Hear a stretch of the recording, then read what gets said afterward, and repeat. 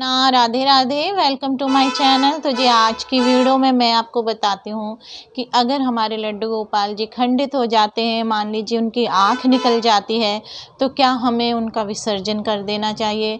किसी भी कारणवश अगर हमारे लड्डू गोपाल जी के जैसे हाथ भी टूट जाते हैं, तो क्या हमें उनका विसर्जन कर देना चाहिए।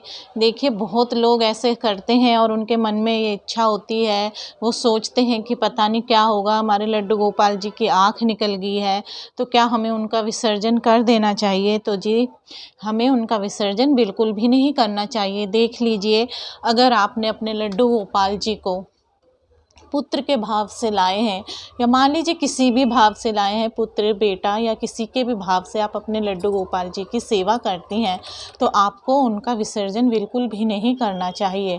तो जी विसर्जन क्यों करेंगे। अगर आपका बेटा है, अगर मान लीजिए आपका अपना बेटा है, लड्डू गोपाल जी तो हैं ही आपके अपने बेटे, और अगर आपका अपना बेटा है और उनको कुछ हो गया तो आप उनको डॉक्टर के पास ले जाएंगे ना। तो इसी तरीके से हमारे लड्डू गोपाल जी भी ठीक हो जाते हैं। जिस दुकान में हमें लड्डू गोपाल जी की पोशाक मिलती है, ज्वेलरी आदि मिलती है, उस दुकान में लड्डू गोपाल जी की आँख भी ठीक करी जाती हैं। तो जी मैं आपको अपना एक किस्सा बताती हूँ कि देखिए, ये वाले मेरे लड्डू गोपाल जी हैं, इनको मैं वृंदावन धाम से लाई थी। जब ये मेरे पास आए थे तो मुझे पता नहीं था कि जैसे कि लड्डू गोपाल जी की आंखें भी ठीक हो जाती हैं। तो मैंने किसी पंडित से पूछा कि मेरे ये लड्डू गोपाल जी हैं, इनकी आंखें निकल गई हैं, तो क्या मैं इनका विसर्जन करना है, क्या करूं, कैसे करूं। तो उन पंडित जी ने मुझे सलाह दी कि आपको इनका विसर्जन कर देना चाहिए, परंतु मेरे मन ने बिल्कुल भी नहीं माना। मैंने इनका विसर्जन नहीं करा। मैंने क्या करा, मैंने इनको अलमारी में रख दिया। तो जी कई 1 साल के बाद ये मुझे बार बार सपने में आते कि मैं इनको अलमारी से निकाल रही हूँ। तो इस दौरान मुझे ये भी पता चल गया था कि हमारे लड्डू गोपाल जी का कोई भी शरीर का अंग है जो अगर खंडित हो जाता है तो वो ठीक भी किया जाता है।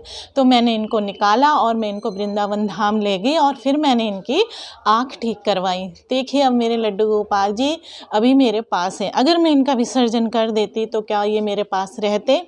तो विसर्जन नहीं करना चाहिए हमें। अपने लड्डू गोपाल जी के अंग ठीक हो जाते हैं। वृंदावन धाम में तो बहुत से ऐसी शॉप मिल जाएगी जिसमें हमारे लड्डू गोपाल जी के अंग ठीक किए जाते हैं। जिस तरीके से हम अपने बच्चे को डॉक्टर के पास ले जाते हैं, ऐसे ही हमारे लड्डू गोपाल जी हैं, हम उनको भी डॉक्टर, मान लीजिए वो उनके डॉक्टर ही होते हैं, उनके पास ले जाकर हमें उनका अंग ठीक करवा देना चाहिए। किसी भी कारणवश हमसे गलती हो जाती है पूजा आदि करने में, तो हमारे लड्डू गोपाल जी के अंग निकल जाते हैं, तो सबसे पहले तो आप उनसे क्षमा याचन कर लीजिए।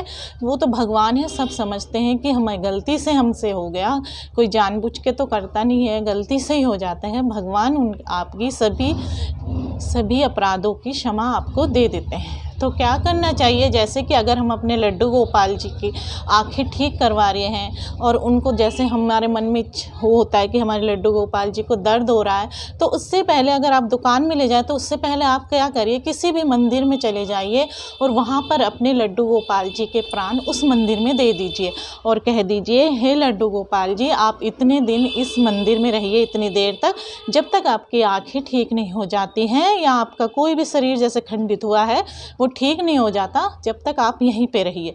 जब लड्डू गोपाल जी ठीक हो जाए तो आप उस मंदिर में जाके लड्डू गोपाल जी के प्राण वापस ले लीजिए। इससे इनको कष्ट भी नहीं होता और ये अच्छे से इनको ठीक हो जाते हैं। तो जी आपको अपने लड्डू गोपाल जी की प्राण प्रतिष्ठा कराई है, तो आपको उनको विसर्जन नहीं कराना चाहिए। कोई ना कोई उपाय होता है लड्डू गोपाल जी को भी ठीक करने का।